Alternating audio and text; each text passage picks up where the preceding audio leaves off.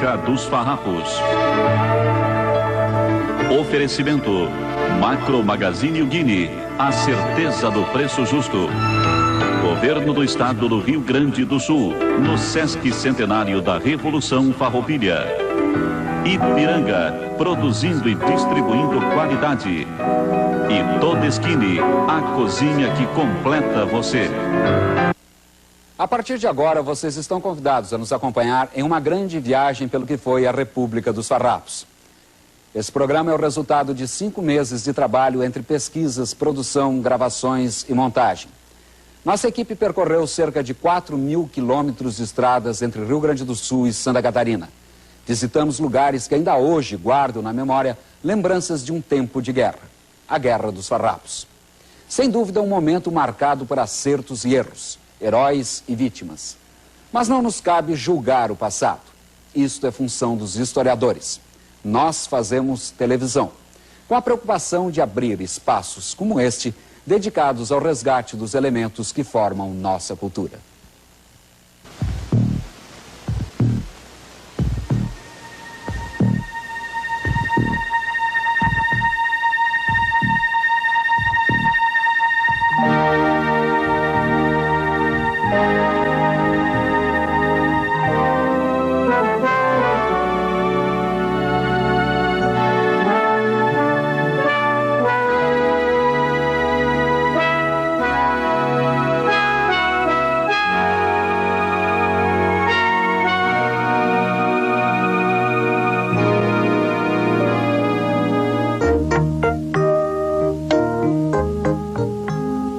Há 150 anos, os gaúchos viveram uma verdadeira epopeia, chamada Revolução Farroupilha. Uma guerra marcada por suas personagens polêmicas e por um grande número de pessoas que lutaram contra 2 tipos de autoritarismo político, o do Império Português e o surgido dentro da própria República Rio-Grandense, criada em 1836.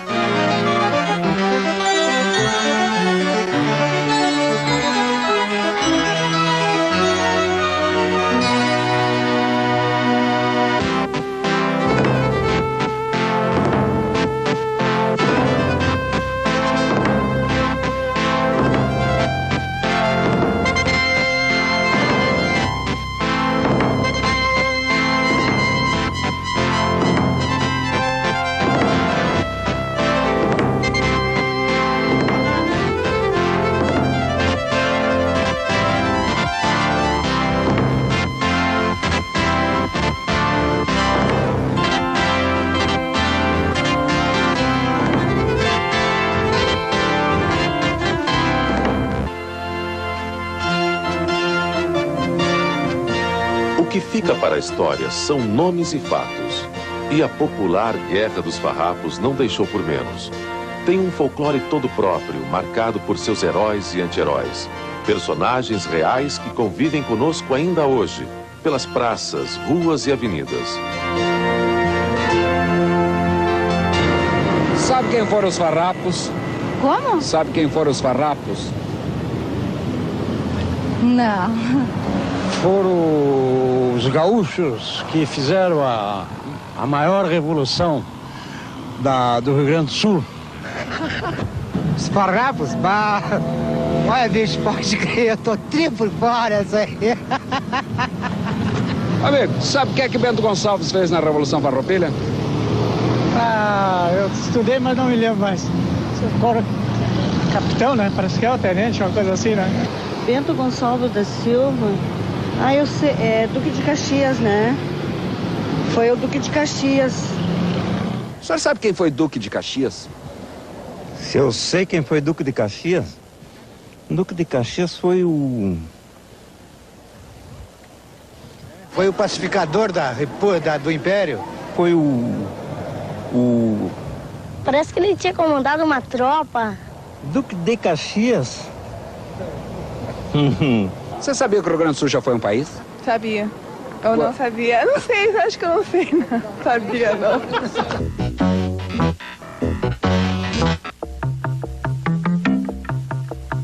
No dia 21 de setembro de 1835, o coronel Bento Gonçalves entrou em Porto Alegre com suas tropas, sem encontrar nenhuma resistência. Farroupilhas e portugueses nem imaginavam que a tomada da capital marcava o início de uma luta que duraria 10 anos. 2 dias antes de Bento entrar em Porto Alegre, cerca de 200 combatentes farroupilhas prepararam um terreno, acampando em uma área do outro lado do Riacho Ipiranga, onde hoje ficam os cemitérios. Foi a famosa tomada da Ponte da Azenha.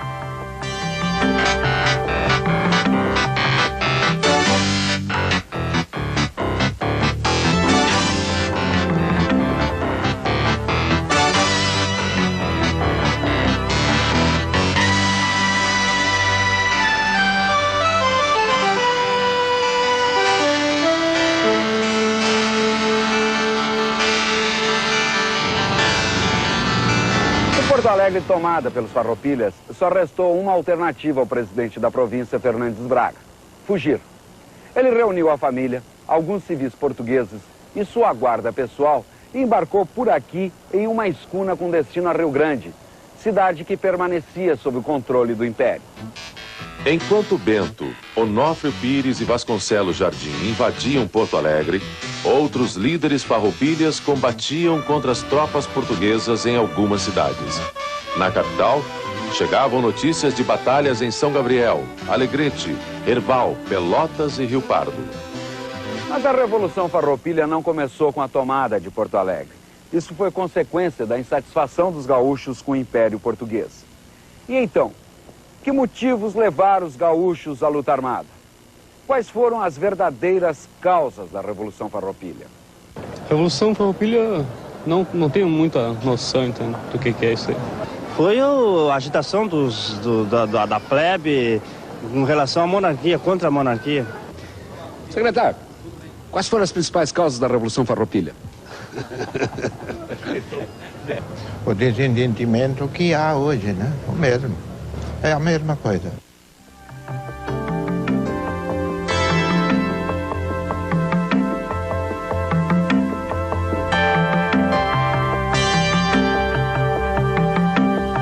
As principais causas da Revolução Farroupilha são de natureza econômica e radicam na insatisfação dos estancieiros que não foram devidamente retribuídos por sua participação nas guerras do Prata e pelas pesadas taxas que eram impostas ao nosso charque.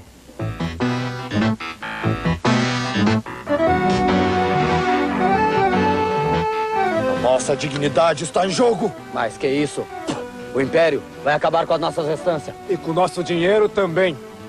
Temos que aumentar os impostos. Mesmo com este clima de revolta entre os estancieiros no sul? Para os estancieiros, tupairas, como ousam enfrentar o nosso imperador? Concordo, Paulo. Sim, temos que aumentar os impostos. Temos que aumentar os impostos, claro.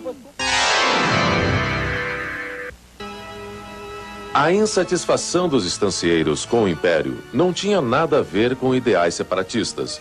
Tanto que até abril de 1835, Bento Gonçalves ainda era comandante da Guarda Imperial na província de Rio Grande. Nessa época, sentindo que a corte portuguesa sabia do seu envolvimento com os farroupilhas, Bento pediu uma licença ao regente para descansar no Uruguai. Na verdade, seu destino era outro.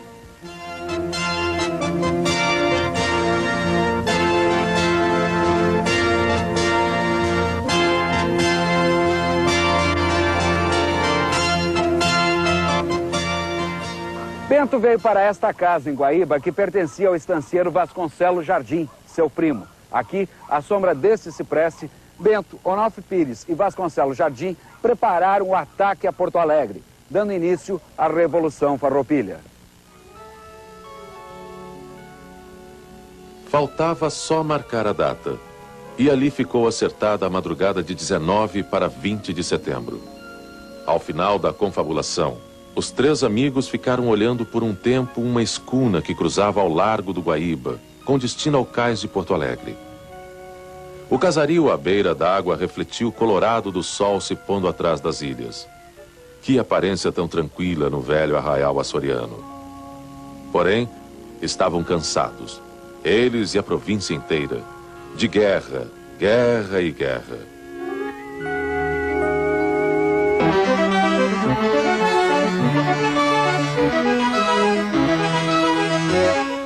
Para invadir Porto Alegre em 1835, os farroupilhas fizeram 2 caminhos. Parte dos homens veio pelo Guaíba e entrou pelo Riacho Ipiranga.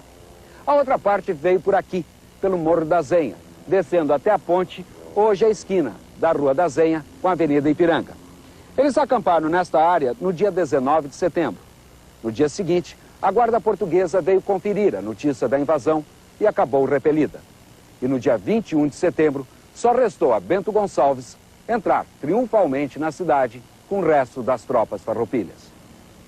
O objetivo dos revolucionários no 20 de setembro de 1835 era derrubar o governo e com essa derrubada do governo receber o apoio dos demais brasileiros e implantar em todo o Brasil uma federação. Então, nesse primeiro momento, não se pensa ainda em separatismo. Esse separatismo será o segundo momento da Revolução. Daqui a pouco, vocês vão nos acompanhar a uma grande viagem por várias cidades de Santa Catarina e Rio Grande do Sul. Lugares que ainda hoje guardam lembranças dos 10 anos de guerra vividos por farroupilhas e portugueses.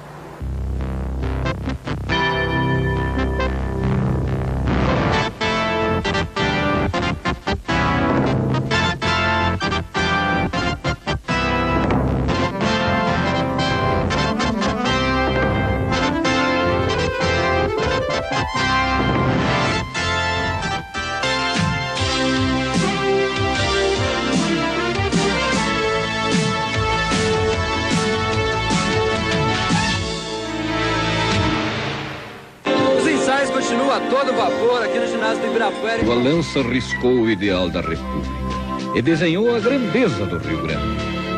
Tudo sacrificaste pelas 3 palavras que o teu brasão proclamava: liberdade, igualdade, humanidade. Teu heroísmo nos deu de herança fé e perseverança. Por isso te aprumo. Olha firme o horizonte e ergue a fronte, gente farroupilha. No ano do Sesc Centenário da nossa grande revolução, a homenagem do governo do estado do Rio Grande do Sul a todos os gaúchos de hoje, herdeiros das glórias e valores dos heróis farroupilhas.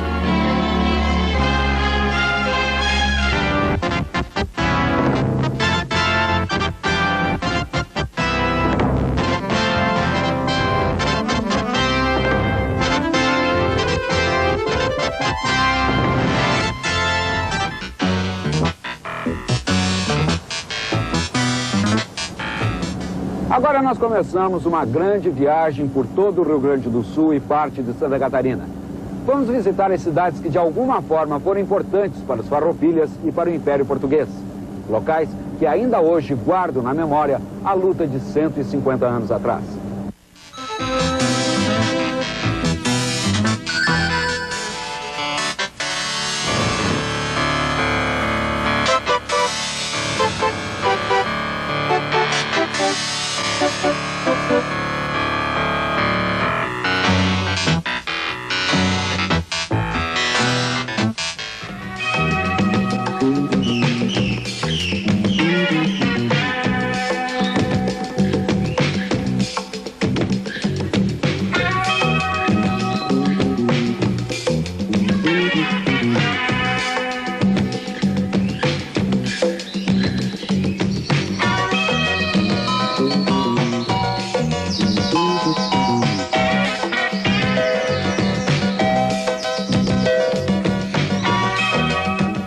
Pelotas foi importante para a Revolução Farroupilha porque aqui estava o principal produto da economia da época, o charque.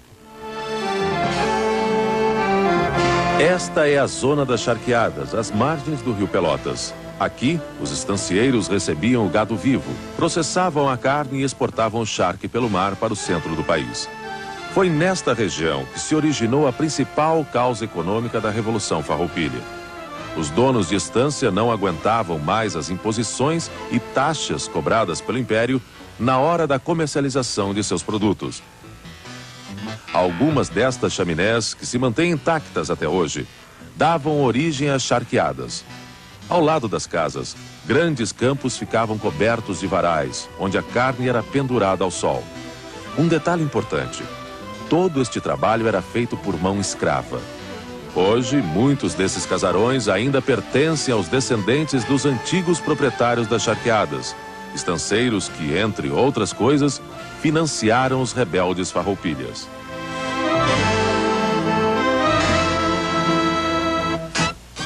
Professora, qual foi a participação, a importância de Pelotas na Revolução Farroupilha? Pelotas era um ponto estratégico, mas ela no início não aderiu à Revolução. A ideia dos farrapos era a conquista do global e eles realmente conseguiram, da província, menos algumas cidades. Eles então vieram querendo conquistar Pelotas porque era um ponto estratégico, uma vez que estas cidades tinham sob o seu poder as vias lacustre e fluvial que comunicavam os imperiais com o centro da província e ao mesmo tempo não impediam que eles se comunicassem com o resto do Brasil. Quando Porto Alegre foi invadida, o presidente Braga fugiu pela Lagoa dos Patos em direção a Rio Grande. Mas no caminho decidiu mudar o trajeto. Ele entrou com as suas escunas pelo canal de São Gonçalo, exatamente por aqui, até Pelotas, onde havia uma considerável resistência farroupilha. Braga queria conferir se Pelotas continuava leal ao Império. Vendo que a cidade não se encontrava nas mãos dos farroupilhas, Fernandes Braga e a caravana imperial continuaram a fuga até Rio Grande.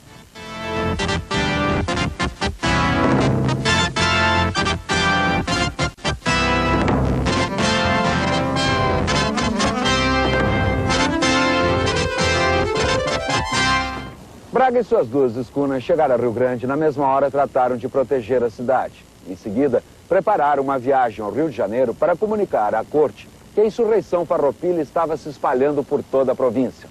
O curioso é que logo após a partida de Fernandes Braga, a Câmara Municipal de Rio Grande convidou o coronel Bento Gonçalves para ocupar militarmente a cidade abandonada.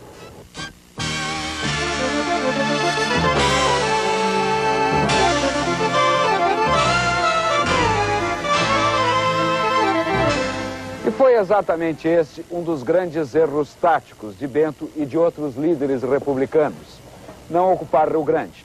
Mais tarde, eles pagariam caro pela falta de uma saída para o mar. Era muito importante, tanto para os farroupilhas como para os imperiais, a saída para o mar. Importância econômica, porque por ali saíam os nossos produtos que iam para a corte. E, além do mais, importância militar, porque por ali passavam as embarcações militares que chegariam a Porto Alegre.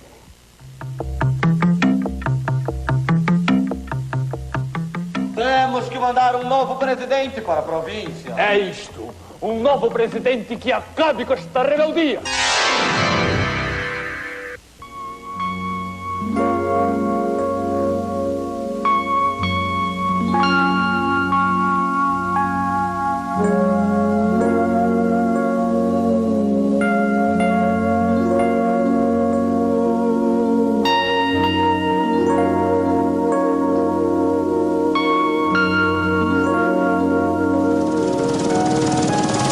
Pardo foi a primeira cidade a ser tomada pelos farroupilhas depois da invasão a Porto Alegre.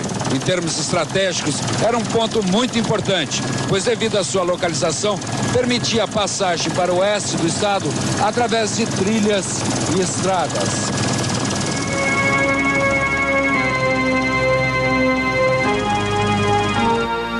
A partir de 1936, começa a crescer essa revolução e ela vai crescer de 1836 a 1839, isto é, até a tomada de Laguna. Aí nós temos o auge da Revolução. Daí em diante, então, começa um declínio. 1836 foi um ano de muitas lutas. No dia 10 de setembro, os farroupilhas venceram os legalistas na famosa Batalha do Ceival.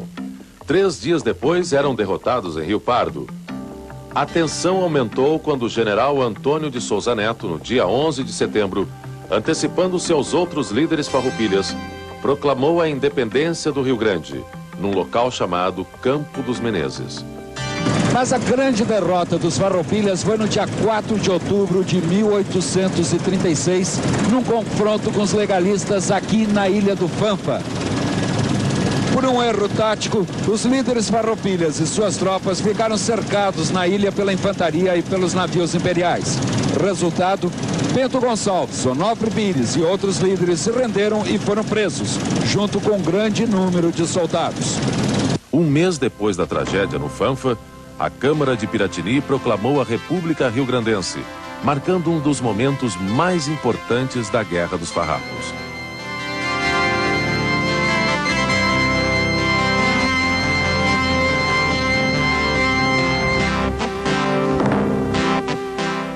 A cidade de Piratini, e principalmente esse prédio, tem uma importância muito grande na história da Revolução.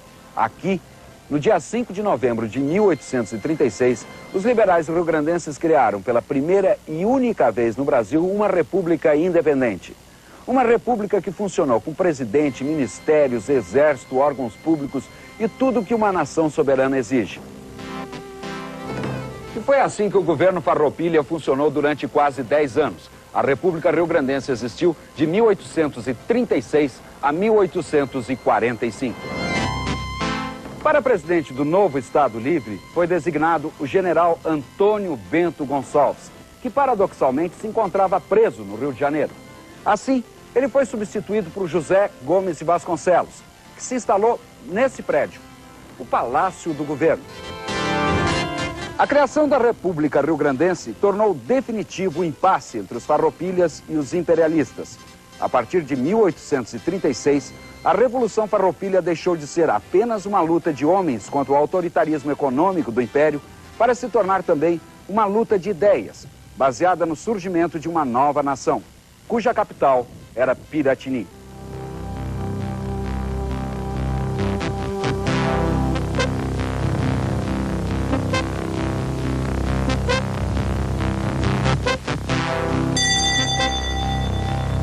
Daqui a pouco você vai ver como Bento escapou da prisão, a mudança da capital Farroupilha, as aventuras de Garibaldi, a República Catarinense e a fuga de Viamão.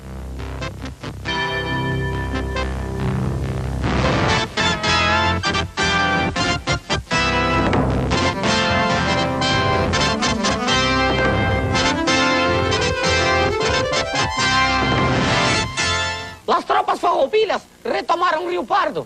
Meu Deus, mas são tantos os combates. Santo Antônio, Atanagildo e Candiota também. Já ouviste falar em Antero José de Brito? Não, ele é bonito. Não sei, mas é ele o novo presidente da província. Até já tomou posse. Sim. Sujeito estranho esse tal de Bento Manuel Ribeiro. Mudou de lado mais uma vez. Agora é imperialista. E o monsenhor sabia que existe mais uma cidade nas mãos dos farroupilhas? Verdade?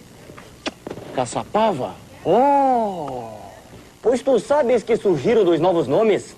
Manuel Luiz Osório, imperialista, e José P. Garibaldi, farroupilha. Bento fugiu!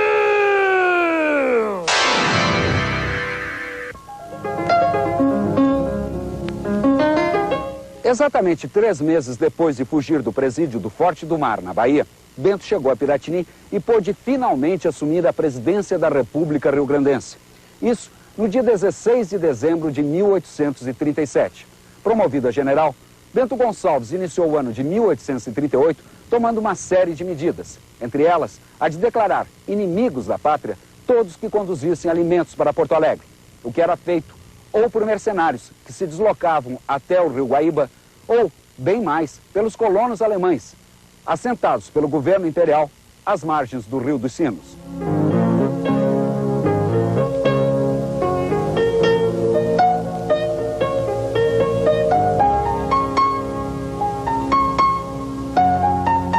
A ajuda dos colonos alemães foi básica para que Porto Alegre resistisse ao cerco dos farroupilhas. Os alimentos vinham em barcas, saindo do Rio dos Sinos até as margens do Guaíba. Mas o curioso é saber por que os colonos estavam do lado do Império nesta luta. É natural que a maior parte dos colonos alemães estivessem ao lado do Império, porque, afinal de contas, eles vieram para cá trazidos pelo imperador. Então, é justo, pelo menos no seu ponto de vista, que não se rebelassem contra esse mesmo imperador que os trouxe e os acolheu aqui em 1824.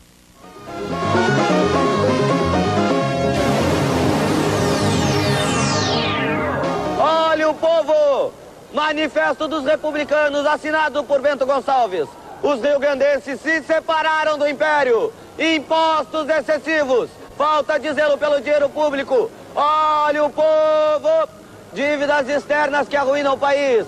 Povo! Desrespeito do governo ao legislativo. Impunidade aos escândalos públicos. Está tudo no manifesto. Olha o povo! A história é a memória coletiva de um povo. E nós vamos ver o seguinte, que todo povo que esquece seu passado, ele passa a repetir experiência, a refazer caminhos. 1838 foi um ano importante para os farroupilhas.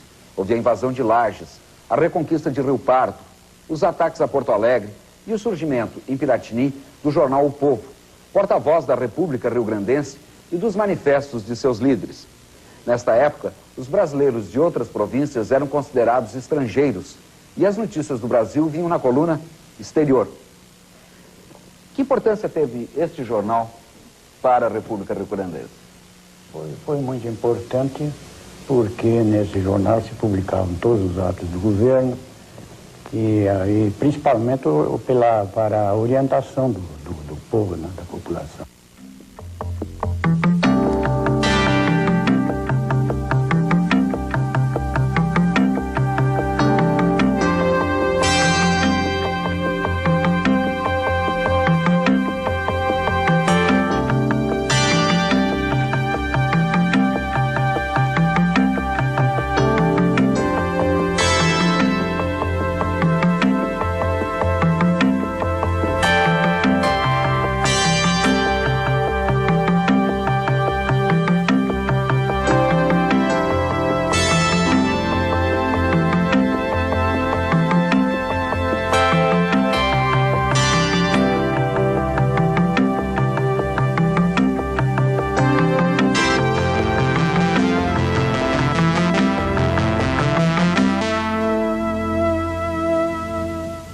Em janeiro de 1839, os farroupilhas decidiram transferir a capital da República para Caçapava, por dois motivos.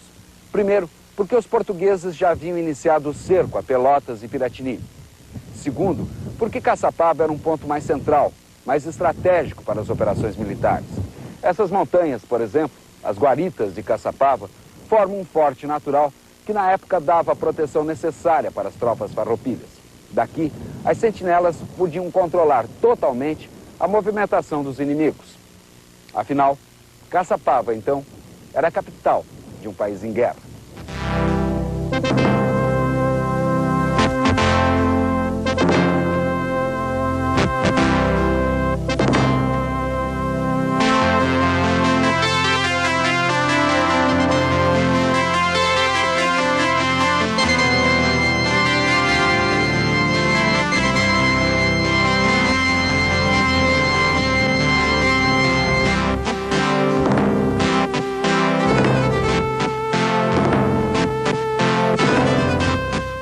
Quando a capital da República veio para Caçapava, a situação era a seguinte. Os farroupilhas dominavam Jaguarão, Triunfo, Rio Pardo, Viamão, Cachoeira do Sul, Alegrete, São Borja e Cruz Alta. E os legalistas controlavam Porto Alegre, Rio Grande, São José do Norte, Pelotas, Santo Antônio e Piratini. Como se pode observar, a República Rio-Grandense nunca abrangeu todo o estado. Bento Gonçalves teve muita importância na Guerra da Cisplatina. Foi, como se diria hoje, talvez um verdadeiro herói. Mas não foi muito feliz no Rio Grande do Sul.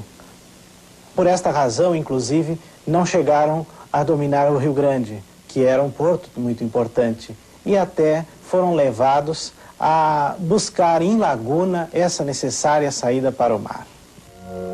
Em 1839, farroupilhas e portugueses combatiam de forma desordenada e pouco estratégica pelos campos de todo o Rio Grande. No dia 6 de junho, o italiano Giuseppe Garibaldi e o americano John Briggs coordenaram uma das mais incríveis e folclóricas façanhas desta guerra. Os dois atracaram os lanchões Seival e Rio Pardo nas margens do rio Capivari e construíram enormes rodas de madeira que foram colocadas debaixo dos barcos. Depois de muito trabalho, várias juntas de bois conseguiram retirar os lanchões da água, iniciando uma longa viagem por terra até a barra do rio Tramandaí. Por que todo este trabalho? Acontece que a Marinha Imperial tinha dominado totalmente a Lagoa dos Patos e seus afluentes, o que obrigou os farroupilhas a arranjar com urgência uma saída para o mar. Com esta exótica viagem, começava o ataque à laguna e a criação da República Catarinense. O lanchão Rio Pardo, comandado por Garibaldi, acabou afundando na altura de Araranguá, devido a um violento temporal. O italiano escapou e seguiu viagem para a laguna num outro lanchão, o Seival. Apoiado pelas tropas de Davi Canabarro, Garibaldi entrou em Laguna no dia 22 de julho de 1839, sem encontrar resistência. Uma semana depois foi proclamada a República Catarinense, que durou apenas 4 meses. Em dezembro de 39, 14 navios da Esquadra Imperial, mais tropas de infantaria e cavalaria, derrotaram as forças republicanas de Laguna. Acabava assim o sonho dos farroupilhas de terem um porto para suas operações militares. Vários líderes farroupilhas morreram nos combates de Laguna. Garibaldi fugiu com os sobreviventes em direção ao sul e trouxe com ele uma companheira, Ana de Jesus Ribeiro, a famosa Anita Garibaldi. O fim da guerra, o acordo de Ponte Verde, o destino da República dos Farrapos. A seguir.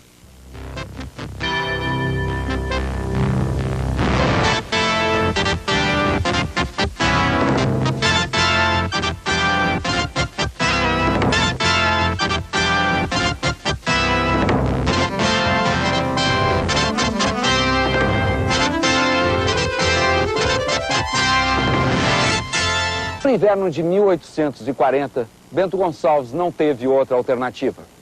O general se deu conta, já tardiamente, de que era a falta de um porto, a falta de uma saída para o mar, que colocava em jogo a República Rio-Grandense.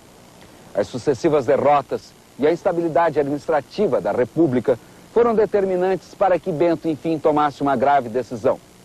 Era preciso fazer, finalmente, com que suas tropas enfrentassem o frio, a chuva, a fome e a solidão nesse difícil caminho pelos areais e mostardas até São José do Norte.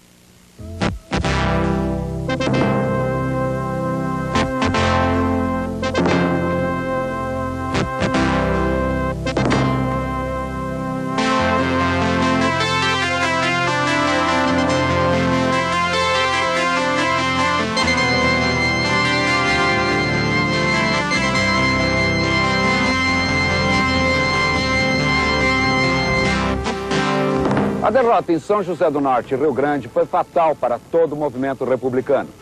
Aqui, no porto de São José do Norte, os farroupilhas perderam a sua última chance de ter uma saída para o mar. Enquanto isso, na corte, aconteciam mudanças importantes. Vossa Majestade já sabe como eliminar os rebeldes do Sul? Melhor do que eliminar é negociar. Negociar? Exatamente, meu caro.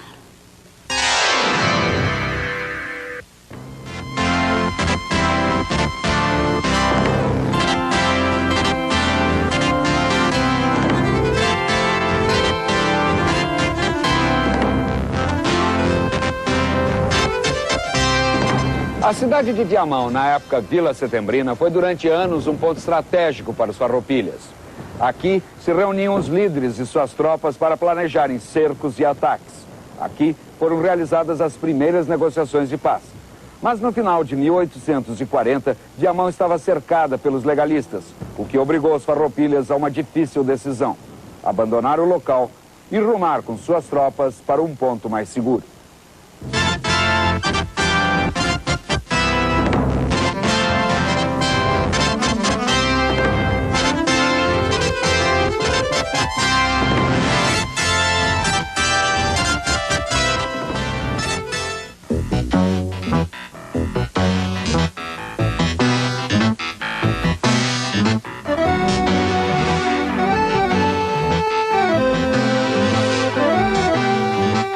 Esse é o rio Uruguai, do outro lado, Passo de los Libres, Argentina.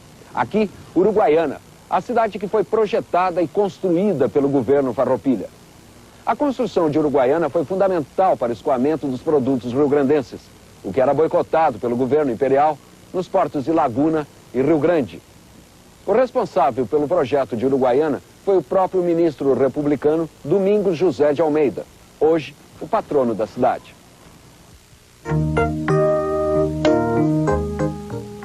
E os fatos sucediam-se. Garibaldi pediu anistia à corte, prometendo nunca mais lutar contra o Império. Começam as rebeliões civis em Minas e São Paulo. Mas a principal reação contra os farrapos ocorreu no final de 1842, com a chegada em Porto Alegre do marechal imperialista Luiz Alves de Lima e Silva, o Barão de Caxias. Pobre Barão, virá perder aqui no Sul as conquistas adquiridas em São Paulo, Minas e Maranhão. A importância do Barão de Caxias ressalta do fato de que ele, que foi um grande general de espada na mão, foi muito maior ainda na paz. Ele teve a visão que faltou aos estadistas da corte, compreendendo que pelas armas os gaúchos jamais seriam dobrados.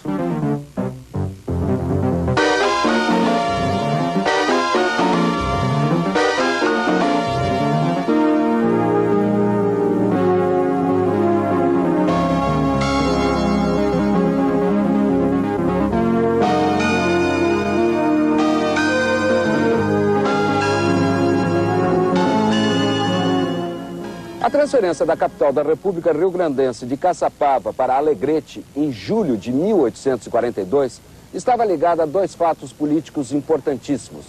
Os republicanos se encontravam divididos entre os que apoiavam Bento Gonçalves e aqueles que o acusavam de ditador. Do outro lado, o Império estava com todas suas forças reunidas sob o comando do Barão de Caxias. O jovem monarca Dom Pedro II queria acabar de vez com o ideal republicano no Sul. Em 1843, a pressão do Império contra a já enfraquecida República Rio-Grandense aumentou. Em maio, houve o combate de Poncho Verde. Nos meses seguintes, o Barão de Caxias tomou Caçapava, Santa Maria, Jaguarão e Santa Rosa. E para piorar a situação, Bento Gonçalves matou num duelo o líder farroupilha Onofre Pires, seu primo.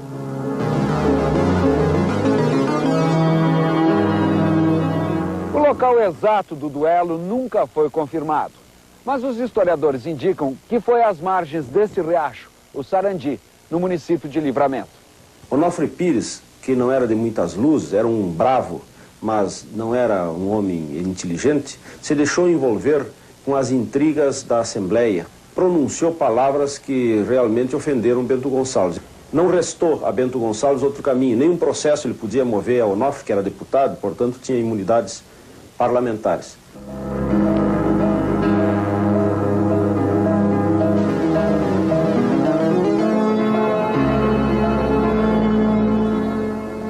Em maio de 1844, ocorreu nesse local a última batalha significativa da Revolução. Por esses campos, Bento Gonçalves e suas tropas defrontaram-se com os legalistas, então comandados por Bento Manuel Ribeiro. Nos meses seguintes, houve um pequeno número de escaramuças e muitas negociações de paz.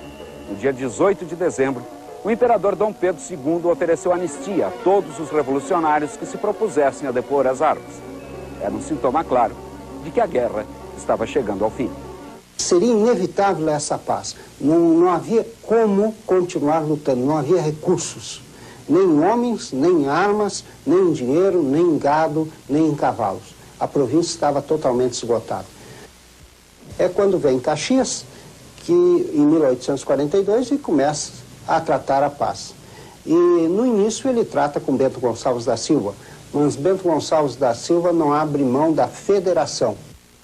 O Bento Gonçalves é postilado das negociações de paz e entra o Davi Canabarro e o Antônio Vicente da Fontoura e mais o Padre Chagas. Indicação do presidente da província. Dívidas de guerra pagas pelo governo imperial. Oficiais da República integrados ao Exército Imperial. Segurança individual e de propriedade aos revolucionários. Liberdade aos prisioneiros de guerra. Estas, entre outras, Eram as exigências dos farroupilhas para aceitarem a paz proposta por Duque de Caxias. Caxias, Lucas de Oliveira e o próprio imperador aceitaram as exigências dos farroupilhas. Não só era justo, como conveniente para o império que depois de 10 anos de lutas, os gaúchos fossem tratados com dignidade. Até porque havia a iminência de conflitos maiores com Uruguai e Argentina a bem poucos quilômetros daqui. E o que menos interessava ao império era perder o Rio Grande. A história se encarregou de comprovar isto. Assim, no dia 28 de fevereiro de 1845, ficou decidida a paz. E como está gravado nesta pedra, no dia seguinte, nesses campos de Ponche Verde, os defensores do Império e os republicanos de Piratini consolidaram a unidade nacional com a pacificação do Rio Grande.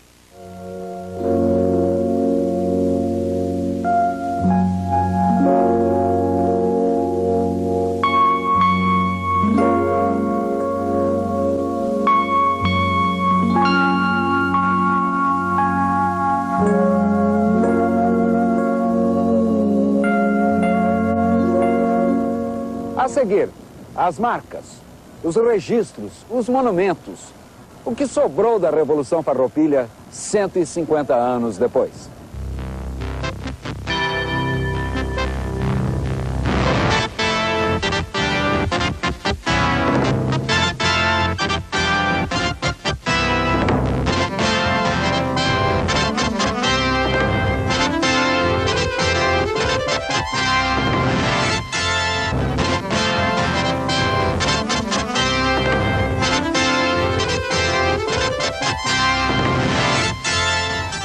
O senhor sabia que o Rio Grande do Sul foi um país? O Rio Grande do Sul foi um país? Não. Mas olha, eu vou contando, parece que agora um momentinho. Eu não me lembro a data, mas sei que já foi a República Rio Grandense. Quem viu o vento e o tempo, né? O país eu não sabia. Pá, não me lembro. Estudei isso aí tudo, mas eu não me lembro mais. Ah, não sei o que não sei, lembro. Não sou par dessa coisa, não tenho nada a dizer, não tenho problema em dizer que também nem sou daqui dessa zona. Foi um país.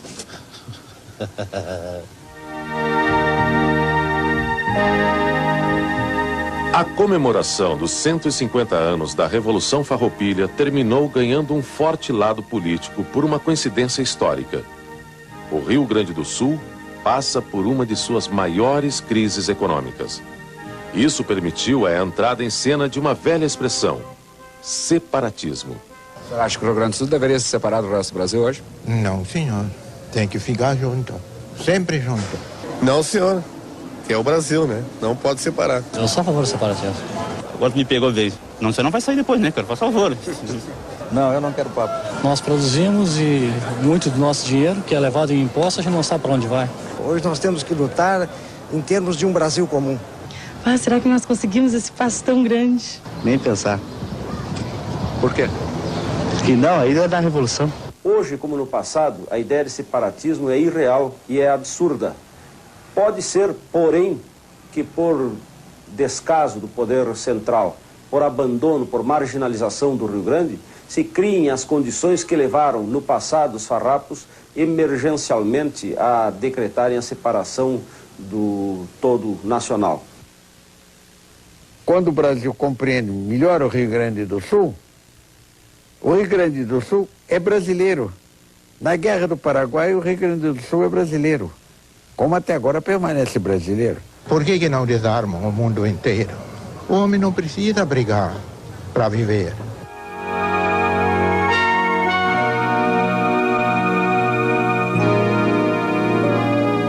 Quem é que sabe o que foi a Revolução Farroupilha? Quem é que foi? Foi uma guerra que durou 10 anos. E nas escolas? Como é ensinada a Revolução Farroupilha? Como as crianças aprendem a história e que conceito fazem dos heróis e anti-heróis que ilustram seus livros? Bom, podem sair.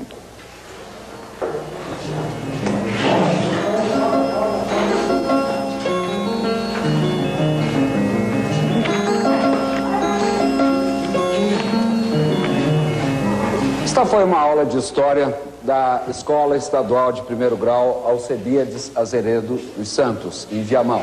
Professora, qual é o critério para ensinar a Revolução Farroupilha aos seus alunos?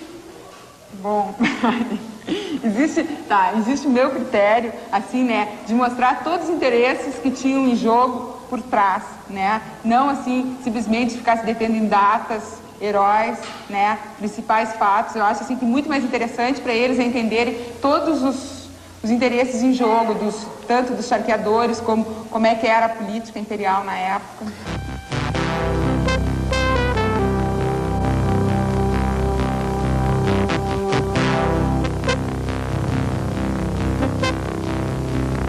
A Liane Garcia é professora aqui da Escola Estadual Obelisco da Paz, que fica bem junto ao local onde foi definida a paz entre farroupilhas e imperialistas há 150 anos, aqui em Ponche Verde. A escola tem 11 alunos, todos com muita dificuldade de chegar até aqui, pela distância e pelas condições das estradas, especialmente em dias chuvosos como hoje. Professora, a senhora tem facilidade para assimilar a história da Revolução Farroupilha da forma com que a senhora recebe no material para passar aos alunos? Não, a gente tem um pouco de dificuldade até em transmitir o conteúdo para o aluno, porque a gente recebe um material e depois a gente começa a olhar em livros e outros materiais antigos e a gente percebe que certos itens faltam pra gente. Então a gente pega e se expande para começar a colocar outras coisas que têm importância em outros conteúdos e altera aquele que a gente recebe muitas vezes.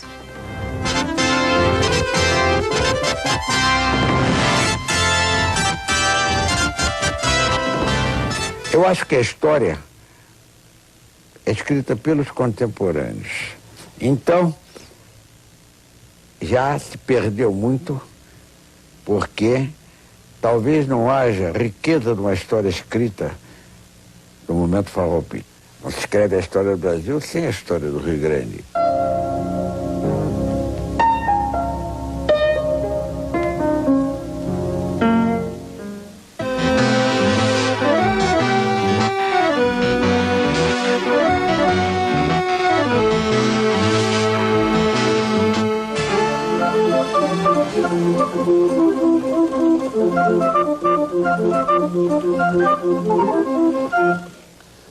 A história da Revolução Farroupilha nos revela que os estancieiros sempre formaram a classe dominante na sociedade da época.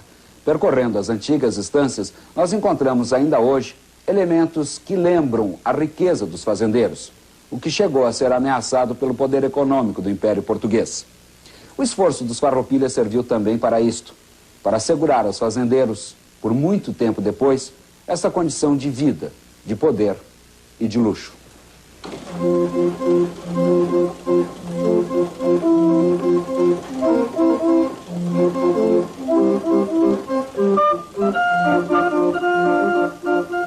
Mas afinal, no que deu aqueles 10 anos de guerra? O que efetivamente ficou sobre a República Rio-Grandense?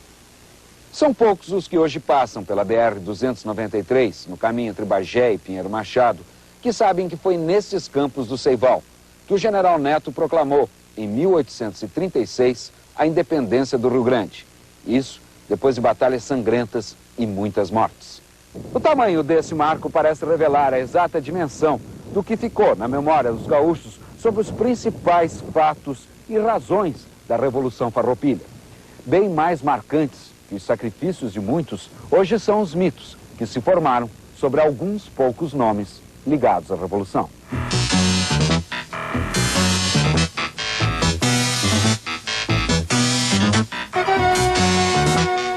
Da época da guerra mesmo restou muito pouco. Percorrendo a região da campanha, o Pampa Gaúcho, entre Quaraí e Livramento, nós encontramos essas ruínas da casa que o general Davi Canabarro construiu para se recolher depois da Revolução. Mas não foi desta vez que o velho comandante pôde descansar.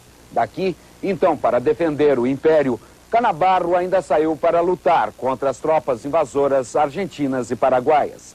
Aliás, o próprio Canabarro, no final da guerra, recusou a oferta de tropas do ditador argentino Rosas para lutar ao lado dos farrapos. Foi quando o general Canabarro respondeu: "Senhor Rosas, O primeiro de vossos soldados que transpuser a fronteira fornecerá o sangue com que assinaremos a paz de Piratini com os imperiais. Pois acima de nosso amor à República está o nosso brio de brasileiros. E então, até onde ia o separatismo dos farrapos?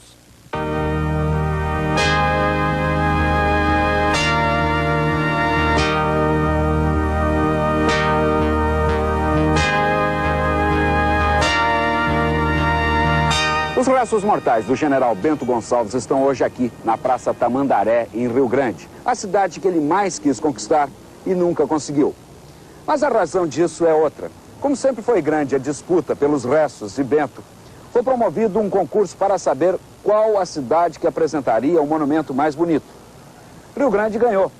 Mas até hoje, a cidade de Triunfo, terra natal do comandante, não se conforma e ainda luta pela sua transferência. O prefeito de Rio Grande até concorda, mas impõe uma condição. Bento só sai daqui com o monumento inteiro e sem quebrar uma só pedra. Será possível? Olhem só o tamanho do monumento.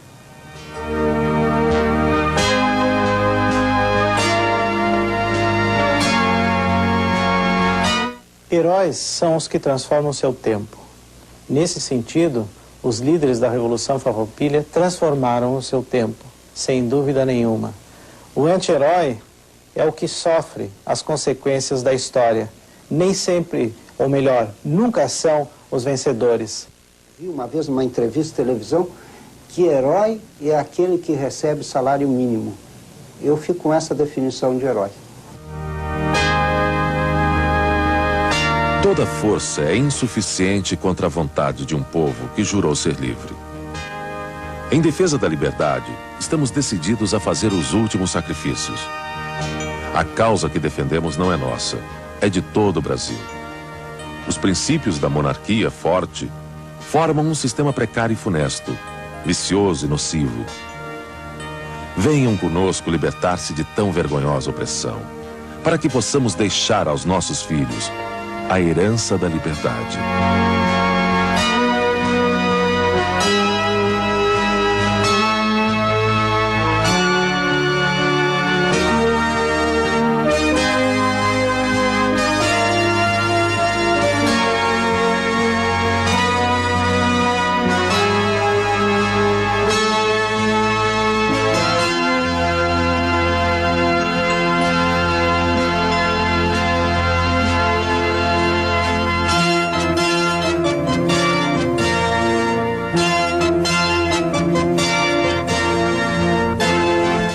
Assista agora Anno Domini e logo depois Jornal da Globo.